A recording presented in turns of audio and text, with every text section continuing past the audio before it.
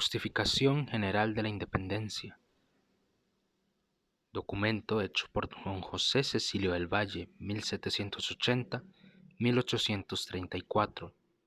Publicado originalmente en el periódico El Amigo de la Patria, en Guatemala, tomo número 2, de noviembre 30 de 1821. Gobierno. América. Olvidaros podré vastas regiones, de los hijos del sol la antigua herencia. Busco vuestros ilustres campeones, su poder, sus imperios, su opulencia. ¿En dónde están, de 100 generaciones, no se ha hundido la inmensa descendencia? Todo parece, la opinión insana, lo entregó toda la hacha castellana, la opinión, poema. El nuevo continente estaba por la naturaleza separado del antiguo, paralelos distintos los demarcan. Zonas diversas los dividían, océanos inmensos los alejaban. Eran hombres los que habitaban el nuevo, lo eran también los que poblaban el antiguo. Unos y otros habían sido bien formados por una mano. Ambos tenían un mismo origen. Los de un hemisferio eran como los del otro, libres, iguales y señores de las propiedades que poseían. Los americanos ignoraban la existencia de Europa, los europeos ignoraban la existencia de América, y esta ignorancia de una y otra parte del globo garantía la libertad de las dos. El sabio que todo lo indaga descubrió al fin lo que era desconocido. Debe haber otro continente, dijo Colón, y este descubrimiento del genio fue el primer origen de los sufrimientos del nuevo y de las riquezas del viejo. España mandó a Cortés y Alvarado, a Pizarro y Almagro, a Solís y a Roxas, a Bastillas y Heredia. Los españoles pisaron la América, y el americano empezó a sufrir. Era cobrizo el color del indio y más claro el de los españoles, pero más blancos y más rubios que los españoles eran los alemanes, y cuando la Casa de Austria quiso dominar España, los españoles se levantaron contra ella y proclamaron a la de Borbón. El color no es título de superioridad o esclavitud. Cobrizo, moreno o blanco, eres hombre americano infeliz, y la esencia de hombre te da ciertos derechos imprescriptibles. Las lavas de Izalco te pueden abrazar, las aguas del Lempa te pueden inundar, pero la mano de arbitrariedad no tiene derecho para oprimirte. No había en América la suma de conocimientos que poseía España, pero tampoco había en España la cantidad de sabiduría que se admira en París, y cuando París quiso regenerar España, los españoles se alzaron contra Francia. Los pueblos repelieron agresión tan injusta y las cortes dijeron, la fuerza no es derecho. No manifestaban talentos los naturales, ni se barruntaba en su esencia la potencia divina de perfeccionarlos. Pero las obras de Anahuac, las maravillas de Tenochtitlán, atestaban iguales o mayores que los del español en sus primeros siglos, y cuando Cartago, ilustre y rica, oprimió a España ignorante y pobre, los españoles lucharon primero y quebraron después del yugo de Cartago. El suelo de América ha sabido brotar talentos grandes, hijo de ella es Olavide, y de este americano fue el que ilustró al conde de Aranda, uno de los ministros más dignos de serlo. En América nació Dávila, y este sabio guayaquileño fue el fundador y primer director del Gabinete de Historia Natural, que no tenía Madrid y que le hace tanto honor. Natural de Tizacapan era Velázquez, y este geómetra en España, fundador del Tribunal de Minería de México, fue el que ejecutó nivelaciones y emprendió trabajos trigonométricos dignos del elogio de un sabio. Formó la carta de aquel vasto imperio, hizo observaciones astronómicas justamente equilibradas y comunicó, dice Humboldt, a los astrónomos de Europa la verdadera longitud de California antes de que éstos hubiesen podido hacer observación alguna. Los sabios no son opresores ni detractores de los ignorantes, son amigos del hombre, preceptores de los pueblos, bienhechores de su especie. Si era ignorante el indio y sabio el español, el segundo debía dar luces al primero, hacerle bien, enseñarle sus derechos, pero sofocar a los que tenía, conquistarle, someterle al pupilaje perpetuo, a ignorancia eterna, hombres imparciales. Esto es lo que dicta la razón, esto es lo que inspira la justicia. Era despótico el gobierno de Moctezuma II. Los mismos españoles confiesan que lo era también el de Carlos IV. La Constitución mexicana proveía los males de la sucesión hereditaria y aseguraba los bienes de la electiva. Mandaba que hubiese elección de emperador, pero obligaba a hacerla de un individuo de la familia real. No sucedía el hijo del emperador, uno de sus hermanos era el sucesor, y el cetro no se daba a un niño sin luces, ni el gobierno se encomendaba a un regente tirano. España no tenía constitución. El despotismo había abolido la de sus antiguas cortes, un joven sin conocimientos ni moralidad. Godoy era quien gobernaba la monarquía a placer de su arbitrio, sin ley ni constitución. Bonaparte quiso darla a España y los españoles gritaron: los representantes de los pueblos son los que deben formar su constitución. Solo ellos tienen derechos. Solo ellos pueden decretar leyes. Un pueblo desgraciado por la tiranía puede ser protegido por un gobierno sabio y bienhechor, pero no existe ahora ni ha habido jamás derecho alguno para destruir el despotismo que aqueja a una nación y sustituir otro despotismo igual o más opresivo que el destruido. Pudo Roma proteger a los españoles en su alzamiento contra Cartago, pero no tuvo derecho para quebrantar el yugo cartaginés e imponer seguidamente el romano. Ignoraba la América, la religión que profesaba España, pero España también ignoraba la de la Meca, la de los bárbaros del norte, la de Roma y la de Cartago, y ni los sarracenos, ni los godos, ni los romanos, ni los cartagineses tuvieron derecho a conquistar España. La ignorancia de una religión predicada en el Antiguo Testamento no era título para sosyugar de nuevo. Su autor divino no mandó que se conquistase el mundo. Mahoma fue quien ordenó la sangre y fuego. El carácter distintivo de Jesús era la lenidad. En toda la extensión del globo se calculan 116 millones de católicos y 527 protestantes, griegos, mahometanos y demás. Los americanos no combatían la religión católica, la ignoraban solamente, y su ignorancia no era un crimen suyo. Los protestantes, los griegos y compañía la desprecian, la combaten y persiguen. Son los 116 millones de católicos, no tienen derecho para conquistar a los 527 que desprecian nuestra religión. ¿Lo tendrían para dominar a los que la ignoraban? ¿Se ha creído alguna vez que los españoles tengan derecho para conquistar a los discípulos de Confucio, o a los vasallos de Ku, o a los tártaros, o a los chinos, a los persas o los japoneses? La historia comparada de España y América, el paralelo de una y otra, primero salvajes y después civilizados, el cuadro de la primera repeliendo a sus invasores y de la segunda luchando con sus conquistadores sería el monumento más grande de los derechos de América derivados de los mismos que ha creído tener España. Es obra que no se ha publicado hasta ahora. Algún día la escribirá algún americano ilustrado, hijo digno de su patria, defensor celoso de sus derechos. Publiquemos entre tanto la verdad, su confesión es siempre honrosa. Aún recorriendo los espacios infinitos hasta donde puede extenderse la razón, no se encuentra título legítimo para la conquista de América. El cañón fue el que la sometió, y la fuerza del cañón ha sido siempre fuerza y jamás derecho.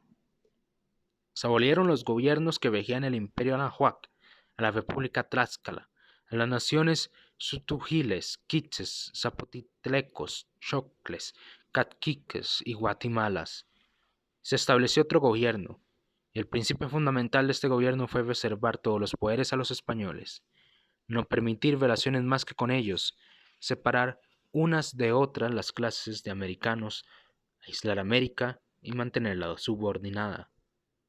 Las poblaciones debían fundarse en el centro del continente lejos del mar, que multiplica las relaciones facilitando el trato y la comunicación. Las costas deberían ser yermas, salvajes y brutas para que no avivasen a ellas pabellones de otros estados, y los puertos debían cerrarse para todos y abrirse solamente para españoles. En los pueblos no podía vivir unidos por vínculos de sociedad los indios, ladinos y españoles.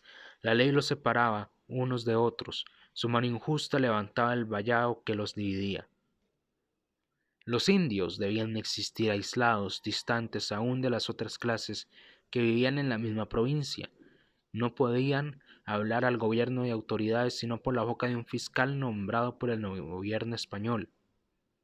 Debían ser perpetuamente pupilos y existir bajo una tutela que les prohibía el uso de sus derechos. Los ladinos también debían vivir alejados de las otras clases, no podían entrar en la carrera del honor, no podían pisar las universidades y colegios, unirse a las aulas con los jóvenes de otras clases ni a ver fuera de ellas las relaciones que estrechaban a los funcionarios. Los españoles americanos tampoco podían tenerlas con todos los españoles europeos. La ley prohibía a los empleados el trato, la comunicación y relaciones.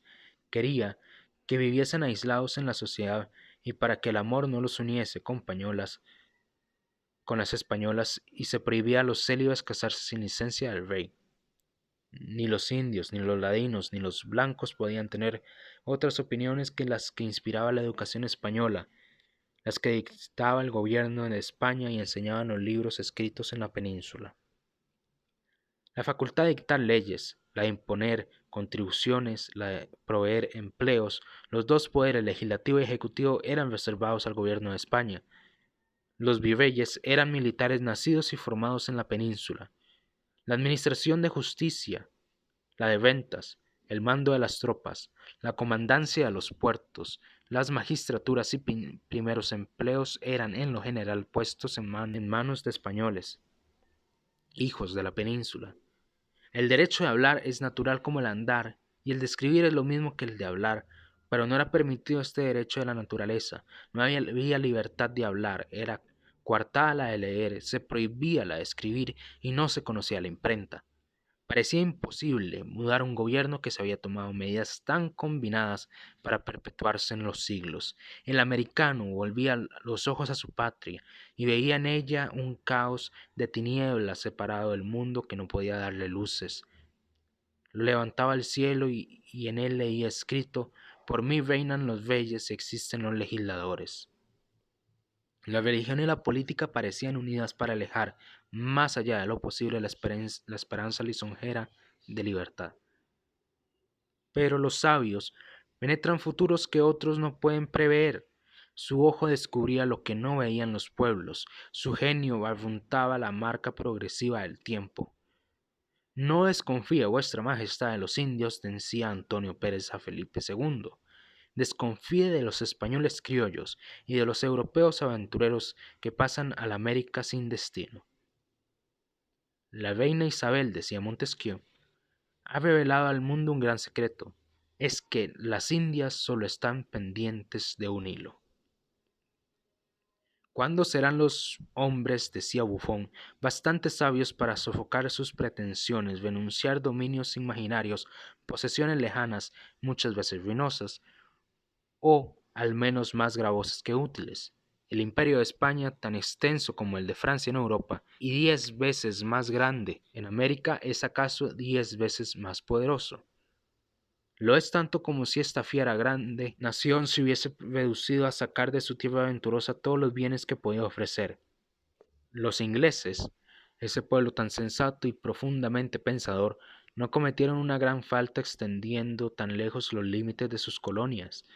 Los antiguos tenían a mi juicio ideas más sanas, no proyectaban emigraciones sino cuando sobreabundaba su población, y no bastaban a sus necesidades sus tierras y comercio. Cuando se descubrieron las Indias, decía Smith, los europeos tenían tal superioridad de fuerza que podían cometer impunemente toda especie de injusticias a aquellos remotos países. Puede que en adelante lleguen a sus naturales a ser más fuertes que los europeos, y puede que todos los habitantes del globo tengan algún día aquella igualdad de fuerza que por el temor mutuo que inspire y contenga la injusticia de las naciones independientes. El comercio parece que es el agente más propio para producir esta feliz revolución. Librémosle de las trabas antipolíticas que lo sujetan y el interés bien entendido de todas las naciones, llevar a las luces y beneficios a lo más alto grado a que puedan llegar. La sabiduría o divisiones insensatas de los pueblos europeos, decía Goudarset, auxiliando los efectos lentos pero infalibles de los progresos de sus colonias, no producirán un breve tiempo la independencia del Nuevo Mundo. Y entonces La población europea, haciendo rápidos progresos sobre este territorio inmenso, no civilizará o hará que sin conquistas desaparezcan las naciones salvajes que ocupan todavía regiones tan vastas. La decadencia pronta y rápida, decía Raynal, de nuestras costumbres y fuerzas, los delitos de los que mandan y las desgracias de los pueblos harán universal esta catástrofe fatal, que debe separar al mundo nuevo del antiguo. La mina es preparada bajo los cimientos nuestros vacilantes imperios, los materiales de su ruina se acumulan con los fragmentos de nuestras leyes, el choque y la fermentación de nuestras opiniones. La destrucción de nuestros derechos que hacían nuestro valor, del lujo de nuestras cortes y la miseria de nuestros campos, el odio eternamente irreconciliable entre los hombres bajos que poseen todas las riquezas y los hombres robustos y virtuosos que no tienen más que la vida. A propósito que nuestros pueblos se debiliten y sucumban unos al poder de otros, la población y la agricultura harán progresos en América, las artes nacerán en breve transportadas por nuestros cuidados. Ese país, salido de la nada, arde por hacer figura en la faz del globo y la historia del mundo. Oh, posteridad, ¿tú serás acaso más feliz que tus tristes y miserables abuelos? Quiera el cielo que se cumpla este último voto y que en la generación que expira se consuele con la esperanza de otra mejor. Dios ha oído tus voces, hombre sabio y previsor. La naturaleza habló primero en la América del Sur, después en la del Septentrión y últimamente en la del Centro. El pueblo inglés no ha cesado de luchar para ir corrigiendo su carta y conquistando sus derechos, usurpados por el trono, el clero y la nobleza. Los holandeses, los de Utrecht, Zelanda, Gelres, Frisia, Over Issel y Groningen se alzaron para quebrantar el yugo de España y defender su libertad. El 23 de enero de 1583 firmaron el Tratado Grande de su Unión. Los portugueses se levantaron para proclamar su independencia del gobierno español y el 1 de diciembre de 1640 manifestaron el poder que tiene la voluntad unida de un pueblo. La Suecia se movió impelida por el resorte que hace obrar contra el despotismo y a principios del siglo XVIII formó la constitución que admira a los filósofos, pone cadenas a la arbitrariedad y sostiene los derechos del pueblo. El norte de América se puso en movimiento en el año 1774 y declarándose independiente del gobierno inglés dio esta lección a México y Guatemala, a Chile y Buenos Aires. La Francia se conmovió después de 1789 y derramando luces sobre sus hijos y los de todo el globo defendió la libertad y enseñó a los hombres a defender la suya. Los españoles se movieron también gloriosamente en 1808 y arrojando con una mano al conquistador injusto de Castilla, escribieron con otra la constitución que dice: la soberanía reside en la nación. Los castellanos volvieron a levantarse en 820 para establecer esa ley fundamental que garantía sus fueros y debía ser su felicidad. Los portugueses quisieron también recobrar sus derechos y alzándose heroicamente dijeron: la faz del mundo, nuestra justicia no debe ser administrada en el Brasil, a 2000 leguas de distancia, con excesivos gastos y dilaciones. Es imposible dar un giro regular a los negocios públicos y particulares de una monarquía hallándose a tal distancia. El centro de sus movimientos y siendo estos muchas veces impedidos o retardados por la malignidad de los hombres, por la violencia de las pasiones y aun por la fuerza de los elementos. Los napolitanos fueron movidos por el mismo impulso, conocieron sus derechos, se armaron para sostenerlos y si fuerzas superiores sofocaron los primeros pasos de un pueblo que quería ser libre, el poder de la opinión triunfará, al fin de esas fuerzas será renacer el imperio de la justicia. El movimiento, que en lo político es comunicativo como en lo físico, se propagó del antiguo al nuevo continente. Yo también soy hombre, dijo al fin el modesto y sensible americano. Yo también he recibido de la naturaleza los derechos que ha sabido defender el europeo. Los grados de la latitud que hacen helado el polo, ardientes las costas de Honduras, bello el georgiano, negro al Congo y cobrizo al indio.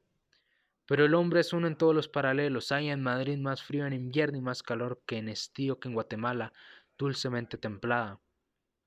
Pero el madrileño no tiene más derechos que el guatemalano. Aquende y allende el océano, separados por montañas y divididos por lagos o ríos, todos somos individuos de una misma especie, iguales y libres por naturaleza. Si el europeo, habitante del antiguo mundo, resiste ser administrado por gobierno establecido en el nuevo, si el español repugno tras la traslación a México del gobierno de Madrid, cuando Castilla era amenazada por las fuerzas que se creían invencibles, si el portugués levantó al cielo sus voces cuando el rey de Lisboa se transportó al Río Janeiro, si unos y otros han creído imposibles ser bien regidos por un gobierno distante de sus hogares, los americanos tenemos iguales derechos para dar el mismo grito y publicar la misma opinión. La voluntad es la base de los pactos que someten a un hombre al poder de otro distante, y jamás ha sabido suponerse en los americanos la de estar sujetos a un gobierno tan lejano. Son prudentes y por serlo cedieron a su fuerza cuando ésta era mayor. Cesó al fin de serlo y reclamaron al momento sus derechos, suspensos algún momento por la prudencia y nunca extinguidos por la justicia. La Constitución de España, declarando a la soberanía de la nación, declaró que el soberano moral eran todos los pueblos que formaban la monarquía. La mayoría de los votos es la que debe decidir, y si 15 millones de americanos pronuncian la voluntad de ser libres, 9 millones de españoles deben respetar los votos del mayor número. Sabed, los hombres de todos los climas, la ley misma de España es la que ha declarado la independencia de América. Ella es la que ha confesado la soberanía de la nación, mandó a respetar la mayoría de esta nación. No odio a los españoles, ni me gozo en su mal. Españoles eran los que me comunicaron la vida, los que me enseñaron la religión santa que profeso, los que me dieron el idioma hermoso de Castilla, los que formaron el patrimonio que asegura mi conservación, los que engendraron a la que es objeto de mis amores y madre de mis hijos. Recibid, padres amados de mi ser, los votos de mi gratitud. Respetaré siempre la memoria de los actores de mi existencia, pero los deberes de la afiliación no son contrarios a las obligaciones del patriotismo. En América me engendrasteis. La América es mi patria y todo ciudadano debe amar a la que tenga. Si el castellano no ofende a sus hijos sosteniendo la causa de Castilla, el americano no agravia a sus padres defendiendo la causa de América. Debo sostener la de este caro continente, pero no enfrentaré jamás la naturaleza del americano. Que haya en Francia Robespierres sanguinarios, el carácter de un americano es la dulzura, la sensibilidad pintada en su cara, expresa en sus acentos. No seamos perseguidores injustos, amemos a todos los que nos respeten el orden y confiesen la justicia de nuestra causa. Es una la voz que desde el Cabo de Hornos hasta Texas. Oponerse a la libertad de América hubiera sido luchar contra el espíritu del siglo, resistir las fuerzas de la opinión, ser injusto y hacerse objeto de la execración. Guatemala, colocada en el centro de los movimientos del mediodía y del septentrión, recibió al fin el que era precioso que tuviese. Las dos Américas han proclamado su independencia y este suceso grande, más memorable que el de su descubrimiento, producirá en la marcha progresiva del tiempo efectos que lo serán también. El nuevo mundo no será en lo futuro como ha sido el pasado, tributario infeliz del antiguo. Trabajará el americano para aumentar las capitales productivos de su propiedad. Trabajará para presentar al gobierno protector de sus derechos las rentas precisas que exija la conservación del orden. Pero no se arrastrará en las cavernas de la tierra para sacar de sus entrañas los metales que debía enviar al otro continente. No remitirá la propiedad del indio acumulada con penas, no enviará los 8 o 9 millones que enviaba anualmente. Esa suma supone cantidad inmensa de trabajo y de este trabajo será aliviado en lo venidero, cuando las contribuciones sean únicamente para el gobierno de América y medidas por las necesidades del mismo gobierno. Las costas de América, dilatadas majestuosamente del norte al sur, se abrirán a todas las naciones amigas o neutrales, pabellones de todos los colores pintarán sus puertos y bahías. El mundo entero vendrá a ofrecerle los productos de su industria. El concurso de comerciantes de todos los países hará bajar los precios y América, entrando al goce de uno de sus más preciosos derechos, hará lo que hace España. Comprará a quien le ofrezca mercaderías mejores y más baratas. No será ligada a la voluntad de una sola plaza de comercio. No pagará el tributo de millones de impuestos por ley que da a un solo vendedor la facultad de señalar el precio a sus mismos géneros y a los productos de un continente entero. El americano, que apenas tenía interés en ir a las costas salvajes rara o ninguna vez frecuentadas, abrirá caminos y formará calzadas para aproximarse a los puestos que le llamarán, ofreciéndole las riquezas de todas las naciones, los fletes, costosos ahora más que los valores de los frutos, no retraerán a los especuladores activos. No será el añil el único producto capaz de sufrir el transporte. Todos los vegetales útiles que puede producir un suelo que abraza todas las temperaturas serán porteados a la costa y llevados a las plazas de todo el mundo. La agricultura, que multiplica el número de espigas a proporción que se aumenta el número de consumidores, dilatará sus cosechas abriéndose el mundo entero a sus consumos. Las pendientes de los Andes, las faldas de estas montañas, las más elevadas del globo, serán cubiertas de frutos, y los campos que ostentan en vegetaciones inútiles la energía de su fecundidad. La manifestarán en plantas provechosas, origen de la riqueza. La marina, que nace siempre que se multiplican las relaciones entre pueblos separados por mares, será la primera en un continente que suda fierro y cobre, brota algodones, derrama alquitranes, vecinas y breas, y se ve cubierto de bosques útiles para la construcción. La población, numerosa o menguada según la facilidad o dificultad de las subsistencias, se producirá prodigiosamente en razón de la riqueza distribuida sabiamente por la libertad. No habrá desierto sin vida, ni campo sin verdor. Si en 15.005 leguas cuadradas de tierra menos fecundas hay en España 10.351.071 almas, en 408.000 leguas cuadradas de suelo más fértil habrá en América, aun suponiendo la misma proporción, 322.845.799 almas. Los extranjeros, atraídos por la riqueza que prometerá un suelo libre y fecundo, vendrán a aumentar más la población, traerán sus talentos, sus máquinas y sus manos, brillará la industria europea en los talleres de América, y los hijos de ella, devolviendo su genio, imitarán primero y crearán después. Cruzándose los indios y ladinos con los españoles y suizos y los alemanes e ingleses que vengan a poblar la América, se acabarán las castas, división sensible de los pueblos, será homogénea la población, habrá unidad en las sociedades, serán unos los elementos que las compongan. Las ciencias, luces de todos los pueblos en el comercio, con todos ellos harán progresos rápidos. La Europa que hasta ahora no ha existido para nosotros será un mundo nuevo descubierto ante nuestros ojos, devolverá todas sus riquezas, prestará todos sus conocimientos. La América, no conocida más que en la superficie de algunos puntos, será otro mundo descubierto también a nuestra vista. Los sabios que no osaban penetrar regiones vastas acechadas por la desconfianza, vendrán a observar los tres reinos y derramar sobre ellos nuevas luces. Caerán los sistemas existentes y se levantarán otros apoyados en bases más sólidas y observaciones más numerosas. El americano, dulce y sensible, dará un carácter a las artes y las ciencias. Recordando su antigua esclavitud, habrá llorar a sus semejantes. Cantando su libertad, penetrará de dulce gozo a la especie entera. Su imaginación fecunda creará nuevos géneros de poesía y elocuencia, otras ciencias, modelos nuevos de sentimental, tipos originales de bello. Si en la temperatura feliz de Italia fue donde se escribió el arte de amar, en el clima dulce de Quito es donde se hermoseará, glosará y perfeccionará.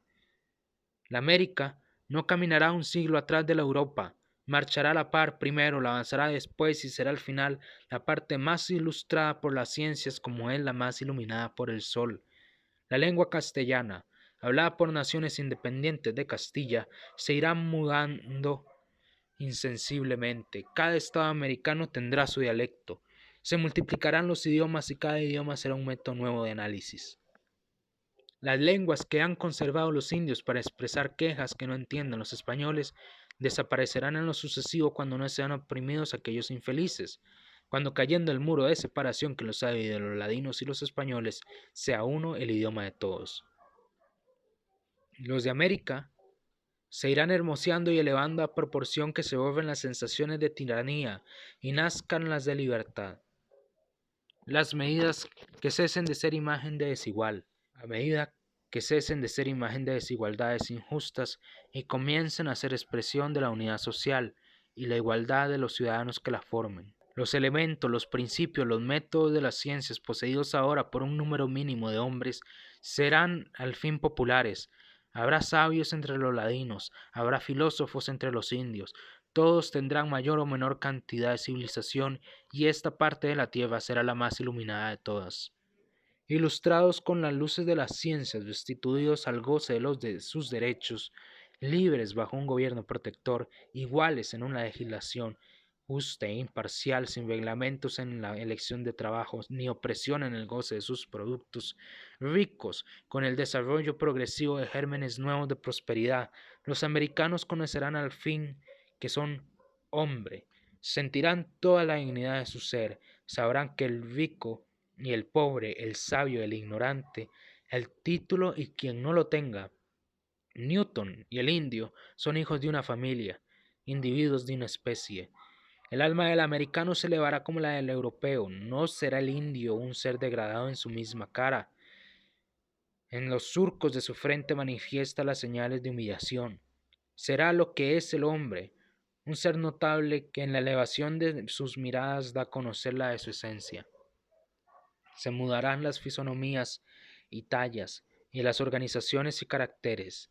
Estos americanos tristes y desmembrados, que sólo hablan ayes y suspiros, se tornarán en hombres alegres y altos y hermosos, como los sentimientos que darán vida a su ser. No serán humildes como los esclavos, tendrán la fisonomía noble del hombre libre. El indio, el ladino, que abandonaban a los placeres del crimen sabiendo que aun negándose a ellos no recibirían los premios de la virtud, ya harán en el futuro los sacrificios que exige el honor. Tendrán mérito, porque su posesión les dará derecho a la remuneración. Se ilustrarán sabiendo que pueden entrar en el campo de las ciencias. Harán servicios a los pueblos sabiendo que los empleos se dan a quienes los haga. Trabajarán para poseer todas las especies de mérito sabiendo que un gobierno imparcial les abre las puertas del sacerdocio y la guerra, de las letras y la hacienda. No se verá en los hospitales el espectáculo sensible de infelices heridos por hombres rabiosos que se exasperan viendo que hay siempre penas para sus vicios y jamás premios para sus virtudes. Habrá ricos y pobres, ignorantes y sabios, por lo que en el sistema de las sociedades es difícil y acaso imposible distribuir las fortunas y dividir las luces con igualdad absoluta. Pero el pobre y el millonario, el ignorante y el sabio serán iguales ante la ley. La riqueza no será título para oprimir, la ilustración no se ocupará de engañar, se acercarán las distancias y el hombre andrajoso sabiendo que es ciudadano como el rico será menos vil o más digno de la especie de que es individuo. Las rentas, los hospitales, la casa de moneda, las tropas, los palacios de justicia no estarán reunidos en un lugar acumulando la riqueza, enorgulleciendo a sus hijos, dando a una ciudad superioridad sobre todas. Se hará distribución justa para que haya equilibrio. Se establecerán en una provincia las rentas y su intendente, en otra los tribunales de apelaciones y sus magistrados, en otra las tropas y sus jefes, en otra los hospitales y sus administradores. Los hijos de una provincia tendrán entonces necesidad de los de otra, los de esta la darán de los de aquella. Se estrecharán los vínculos, los pueblos no serán esclavos de una capital y la sociedad será lo que debe ser, compañía de socios, familia de hermanos. Los sentimientos de justa libertad, estas sensaciones de igualdad bien entendida harán nacer la moral que no puede existir entre amos y esclavos, entre opresores y oprimidos. No hollarán los unos los derechos de los otros. El hombre se respetará a sí mismo en sus semejantes y la moralidad, que es el respeto mutuo de los derechos de todos, brillará al fin en las tierras donde ha sido más ofuscada. No vendrán negros a las costas de América porque a los blancos les interesa que no los haya. Cesará el comercio que ofende más a la razón. No venderá el hombre a sus semejantes, y la libertad de América hará que se respete la de África. La voz de haberse la América pronunciado independiente correrá por todo el globo.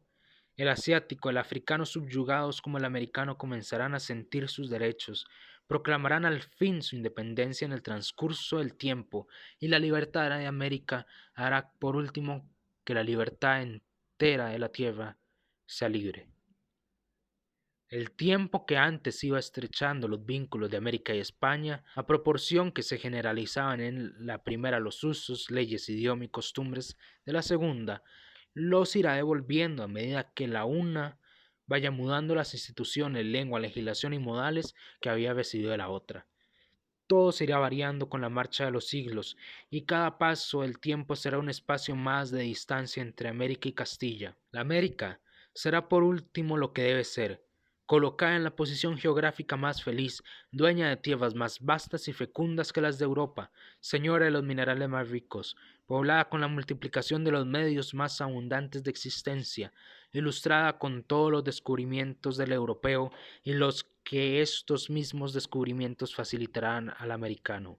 Llena de hombres, de luces, de riquezas y de poder, será en la tierra la primera parte de ella, dar opiniones, usos y costumbres a las demás naciones, llegará a dominar por su ilustración y riqueza, será en lo que el futuro, en toda la extensión del globo, lo que es al presente la Europa, la rica y pensadora Albión. Pero antes de llegar a ese clima de poder es necesario trepar rutas escarpadas, andar caminos peligrosos, atravesar abismos profundos. No nos ocultemos los riesgos de la posición en que estamos, publiquemos la verdad para que su conocimiento nos haga más prudentes. Somos el punto más peligroso de la carrera, nos hallamos en el periodo más crítico de los estados, vamos a formar nuevas instituciones, a hacer nuevas leyes, a crearlo todo de nuevo. Una población heterogénea dividida en tantas castas y diseminada en territorios tan vastos llegará a unir sus votos sobre el gobierno que debe constituirse. Las clases que han gozado serán bastante justas para dividir sus goces con las demás. Las que han sufrido serán bastante racionales para no excederse en sus peticiones. La opinión varía siempre según las temperaturas, los paralelos intereses y estados. Podrá, según uniformarse en una extensión de tantos grados y climas. La juventud, vana casi siempre y persuadida de saber más grande que el que tiene, respetará las luces de la experiencia juiciosa y previsoria. Los impostores de los pueblos olvidarán sus artes y sacrificarán a los del público sus intereses privados. La justicia es el caos tan grande, el lazo único que puede ligar intereses tan contrarios. Justicia, en lo político, es el mayor bien posible del mayor número posible. Es necesario preferir la forma de gobierno menos peligrosa en circunstancias tan críticas, pero es necesario presentar un plan que tienda al bien del máximo. Es necesario formar una constitución que haga felices a todas las clases. Es necesario dictar leyes que, lejos de dividir, hagan una sociedad. Leyes que no sacrifiquen los derechos de unos para distinguir o aumentar los derechos de otros. Leyes que ofrezcan iguales premios a méritos iguales y solo tengan por mérito los servicios útiles al bien máximo. Leyes que castiguen con iguales penas a delitos de una especie y solo tengan por delito la violación de los derechos del hombre. Leyes que no sean el voto de una clase, sino la expresión de la voluntad general de los pueblos pronunciada por sus representantes. La Constitución española ha derramado luces, enseñando principios y dando lecciones que no es fácil olvidar. Si se forma para la América una constitución menos liberal, si se niegan a los pueblos derechos que se les daba la de España, la causa justa de nuestra independencia tendrá en su mismo origen el germen de su destrucción. Los pueblos que la proclamaron llenos de esperanzas lisonjeras, los pueblos que se pronunciaron independientes para mejorar sus destinos futuros. No hemos avanzado nada en la ley que debe regirnos, dirían tristes primero, irritados después. La Constitución española, respetando nuestros derechos, declaraba que la soberanía reside esencialmente en la nación, que los pueblos son los que deben elegir sus representantes en las cortes, sus diputados provinciales, sus alcaldes, regidores y síndicos. Reservaba a los representantes de los pueblos el poder legislativo y procuraba la unidad de la nación estableciendo la de sus cortes. Daba a los ayuntamientos el gobierno interior de los pueblos, daba el de las provincias a las diputaciones provinciales y jefes políticos. No concedía a unos pueblos más derechos que a otros en el acto grande de las elecciones. No declaraba iguales a todos porque todos son compuestos de hombres y los hombres son iguales ante la ley. Si en todos tiempos ha exigido la justicia que la ley fundamental respete los derechos de los pueblos, en los presentes la necesidad es mayor que en otros. Si en todos los países la Constitución es la obra que más debe de meditarse, en América este debe ser más grande que en los demás. Que los americanos marchen gradualmente sin dar saltos precipitados, pasando del extremo en que eran a otro absolutamente contrario. Que aquellos que elija la voluntad de los pueblos para legisladores de América formen una legislación que sea desarrollo exacto del principio grande de sociedad o compañía. Que los escritores dignos de serlo trabajen en uniformar la opinión para que no haya divisiones sensibles y que el patriotismo de todos los ciudadanos se interese en que la América del Septentrión no sea como la del mediodía, teatro funesto de guerras intestinas, que se modere la ambición, persuadido de que es primero es ser, que tener empleos, y que es imposible ser no habiendo orden y tranquilidad. Estos son los votos de la razón en nuestro actual estado, mis deseos y los de todos los que aman racionalmente América. Así comentó José Cecilio del Valle en el artículo publicado originalmente en noviembre 30 de 1821 del periódico de Guatemala El Amigo de la Patria.